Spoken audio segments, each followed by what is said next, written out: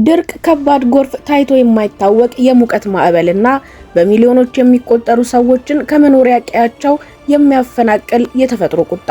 ይህ ነገ ወይንም ከዓመታት በኋላ የሚመጣ ስጋት አይደለም። ሳይንቲስቶችና የአየር ንብረት ተመራማሪዎች በዚህ በያዝነው የ2026 ዓመት መጨረሻ ላይ በአፍሪካ ምድር ላይ እጅግ አስከፊ የአየር ንብረት ለውጥ ሊከሰት እንደሚችል የመጨረሻውን ማስጠንቀቂያ ደውል እየደወሉ ይገኛሉ። ምክንያቱ ደግሞ ሌላ ሳይሆን ኤልኒኞ የተባለው አውዳሚ የአየር ንብረት ክስተት ነው። የተባበሩት መንግስታት የምግብና እርሻ ድርጅት ፋኦ እና የዓለም የምግብ ፕሮግራም WFP ከ200 ሚሊዮን የአሜሪካን ዶላር በላይ አስቸኳይ የገንዘብ እርዳታ እንዲደረግላቸው ለዓለም አቀፉ ማህበረሰብ ጥሪ አቅርበዋል። ይህ ሰፊ ገንዘብ በአፍሪካና በሌሎች አካባቢዎች የሚገኙ እጅግ ተጋላጭ የሆኑ 8.8 ሚሊዮን ሰዎችን ከቀውስ ለመታደግ ያለመ ነው።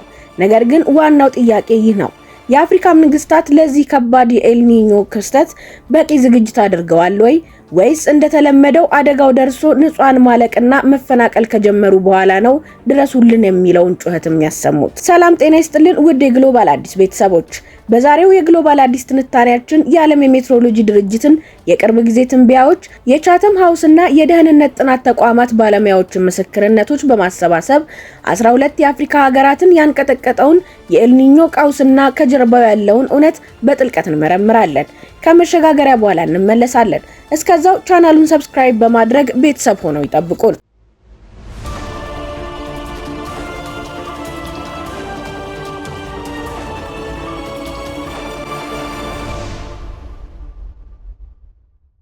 ለመሆኑ ኤልኒኞ የሚባለው ክስተት ምንድነው? በየ2 ዓመቱ ወይንም በ7 ዓመታት አንዴ የሚከሰተው ይህ የአየር ንብረት ክስተት በማዕከላዊና ምስራቃዊ ፓሲፊክ ውቅያኖስ የባህር ወለል ሙቀት ባልተለመደ ሁኔታ መጨመር ምክንያት የሚፈጠር የዓለም አቀፍ የአየር ሁኔታ መዛባት ነው። ክስተቱ አንዴ ከተቀሰቀሰ ከ9 እስከ 12 ወራት ሊቆይ ይችላል። ነገር ግን የዘንድሮውን የኤልኒኞ ክስተት ለየት የሚያደርገው የዓለም ሙቀት መጨመር አብሮት መገኘቱ ነው። በለንደን ቻተም ሃውስ የአካባቢና ማህበረሰብ ማዕከል የምርምር ተባባሪ የሆኑት ባርጋቢ ባራድዋጅ ለDW እንደገለጹት የአየር ንብረት ለውጥ ኤልኒኞን ራሱን አያስከትልም፣ ነገር ግን ተጽዕኖውን በከፍተኛ ሁኔታ ያባብሰዋል ብለዋል። በአሁኑ ወቅት የምንገኘው ከኢንዱስትሪ አብዮት በፊት ከነበረው ደረጃ በ1.4 ዲግሪ ሴልሺየስ በሚበልጥ የመነሻ ሙቀት መጠን ላይ ነው። ይህ ማለት ኤልኒኞ ሲከሰት የሚያስከትላቸው ውጤቶች ከቀድሞ እጅግ የከፋና አውዳሚ ይሆናሉ ማለት ነው። እንደ ባለሙያዎች ስጋት ከሆነ ዘንድሮ የአማካይ ሙቀት ልዩነቱ በ2 ዲግሪ ሴልሺየስ ሊጨምር ስለሚችል ዓለማችን እጅግ አስፈሪና ታይቶ የማይታወቅ እጅግ በጣም ከፍተኛ ክስተትን ልታስተናግድ ትችላለች። የአየር ንብረት ቀውሱ በመላው ዓለም ላይ ተጽዕኖ የሚያሳድር ቢሆንም አፍሪካ ግን ለአደጋው እጅግ ተጋላጭ ሆናለች። በተለይም በዚህ ዓመት ማብቂያ ላይ ከፍተኛ አደጋ ሊያጋጥማቸው ይችላል ተብለው ከተለዩት ውስጥ 12 ሀገራት ይገኙበታል። እነዚህም በምስራቅ አፍሪካ ኢትዮጵያ፣ ኬንያ፣ ሶማሌ፣ ዩጋንዳ፣ ሱዳንና ደቡብ ሱዳን የሚገኙ ሲሆን በደቡብ አፍሪካ ማላዊ፣ ሞዛምቢክ፣ ዚምባብዌና ማዳጋስካር ይገኙበታል። በምዕራብና በመካከለኛው አፍሪካ ደግሞ ናይጄሪያና ካሜሩን ተካተዋል። በደቡብ አፍሪካ ፕሪቶሪያ በሚገኘው የደህንነት ጥናት ተቋም የአየር ንብረት ስጋት ተመራማሪ ኃላፊ ክጋውጌሎ ኩምቤኒ እንደሚሉት የኤልኒኞ ተጽዕኖ በአፍሪካ ውስጥ እጅግ የተለየ ገጽታ አለው። በደቡባዊ አፍሪካ ክፍል ከባድ ድርቅ፣ የውሃ እጥረት፣ ሰደድ እሳት፣ የምግብ ዋስትና ማጣትና በተደጋጋሚ የሚከሰት አውዳሚ አውሎ ነፋሶች ይኖራሉ። በምስራቅ አፍሪካ ውስብስብ የአየር ሁኔታ ከወራት ድርቀት በኋላ የሚመጣ ድንገተኛና ከባድ ዝናብ፣ የጎርፍ አደጋና የመሬት መንሸራተት ሊያጋጥም ይችላል።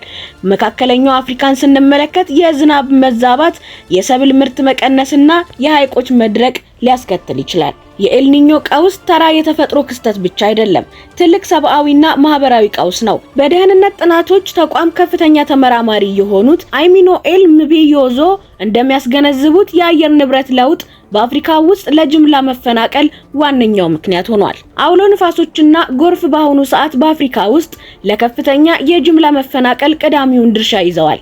ድርቅም ሰዎችን ያፈናቅላል። ነገር ግን ድርቅ ሰዎችን ከቀያቸው የሚያወጣው ቀስ በቀስ በዝግታ ሂደት ነው ብለዋል። በተለይም በቻድ ሐይቅ ተፋሰስ ውስጥ ከ2008 እስከ 2024 ባለው ጊዜ ውስጥ የተደረጉ ጥናቶች እንደሚያሳዩት የአየር ንብረት አደጋዎች ከጦርነትና ከግጭት በላይ ሰዎችን እያፈናቀሉ ይገኛሉ። ይህ መፈናቀል ደግሞ ሌላ አዲስ ችግር እየወለደ ነው። ከገጠር እየተፈናቀሉ በሚሊዮኖች የሚቆጠሩ ሰዎች ወደ ከተሞች ይጎርፋሉ።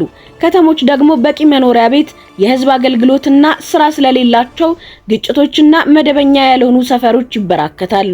እንደ ዓለም ባንክ ትንበያ ከሆነ እስከ ጎርጎሮሳውያኑ 2050 ድረስ የአየር ንብረት ለውጥ ብቻውን በአፍሪካ ከተሞች ውስጥ እስከ 86 ሚሊዮን የሚደርሱ ተጨማሪ የውስጥ መፈናቀሎችን ሊያስከትል ይችላል። ታዲያ ጉዳዩ ይህን ያህል አሳሳቢ ከሆነ ይህንን አደጋ ለመመከት ምን እየተደረገ ነው? የተባበሩት መንግስታት ረድኤት ድርጅት 200 ሚሊዮን ዶላር እንዲመደብላቸው ቢጠይቁም አብዛኞቹ አፍሪካ ሀገራት ግን በገንዘብ እጥረትና በእዳ ጫና እጃቸው ታስሯል። ባርጋሪ ባራድዋጅ እንደሚሉት ብዙ ተጋላጭ ህዝቦች የሚኖሩት ከውጭ የሚገቡ ሸቀጦችና የምግብ ዋጋ በጣም በናረባቸው ክልሎች ውስጥ ነው። ሀገራቱ ደግሞ ከፍተኛ የእዳ ጫና ስላለባቸው አደጋው ሲከሰት ራሳቸውን ለመከላከል የሚሆን መጠባበቂያ ገንዘብ ወይንም ካዝና የላቸውም። በሰሜን ኬንያ የጋሪሳ ሚሊዮን ዛፎች መስራች የሆኑት አብዱል ቃድር አደን ሐሰን እንደሚሉት በጋሪሳ በአሁኑ ወቅት የአየር ሁኔታው እጅግ ደረቅ ቢሆንም በጥቅምትና ህዳር የሚመጣው ድንገተኛ ከባድ ዝናብ ከፍተኛ የጎርፍ አደጋ ማስከተሉ አይቀሬ ነው። ነገር ግን በሀገር ደረጃ የተሻለ ዝግጅት ቢኖርም የውጭ ድጋፍ ካልተገኘ የሚመደበው ብሔራዊ አደጋ ጊዜ በጀት እጅግ አነስተኛ እንደሆነ ይናገራል። ለመሆኑ ለአየር ንብረት አደጋዎች የተሻለ ዝግጅት እያደረጉ ያሉ ሀገራት የሉም ወይ የሚለውን ጥያቄ ስንመለከት የተወሰኑ አዎንታዊ እርምጃዎችን መመልከት እንችላለን። ለምሳሌ ሞዛምቢክ በባህር ዳርቻ ማህበረሰቦቿ ላይ የተሻለ የቅድመ ማስጠንቀቂያ ስርዓትና የአየር ንብረት ዕውቀት ግንባታ በመዘርጋት ትልቅ መሻሻል አሳይታለች። ደቡብ አፍሪካ አዲስ የአየር ንብረት ለውጥ ህግን በማጽደቅ የህግ ማዕቀፍ አዘጋጅታለች። ኬንያንም ስንመለከት በመንግስት ተቋማትና በሰብአዊ ድርጅቶች መካከል ያለውን ቅንጅት እያሻሻለች ሲሆን የአደጋ ጊዜ መቆጣጠሪያ ማዕከላትንና ሰዎችን ወደ ሌላ ቦታ የማዛወር ስራዎችን ጀምራለች። ሆኖም ግን አሁንም ትልቁ ፈተና የቢሮክራሲ መዘግየት ነው።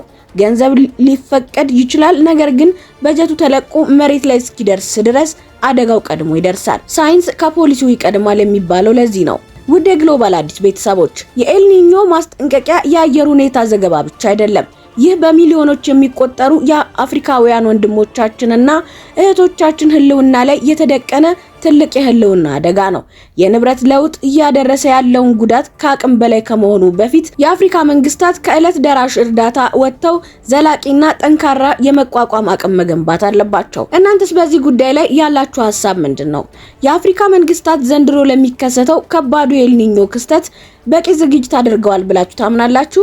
በእኛ በኢትዮጵያና በጎረቤት ሀገራትስ በአየር ንብረት ለውጥ ምክንያት የሚመጣውን ድርቅና ጎርፍ ለመከላከል ምን መደረግ አለበት? ያላችሁን ሀሳብና አስተያየት በኮሜንት መስጫው ላይ አጋሩን። ቪዲዮውን ከወደዳችሁት ለሌሎችም እንዲደርስ ላይክ እና ሼር ማድረግ አትርሱ። መሰል ወቅታዊ መረጃዎች በየወቅቱ ወደ እናንተ እንዲደርሱ ቻናሉን ሰብስክራይብ በማድረግ ቤተሰብ ይሁኑ። ስላዳመጣችሁን ምስጋናችን ከልብ ነው። ቸር ሰንብቱልን። ሰላም ለኢትዮጵያ።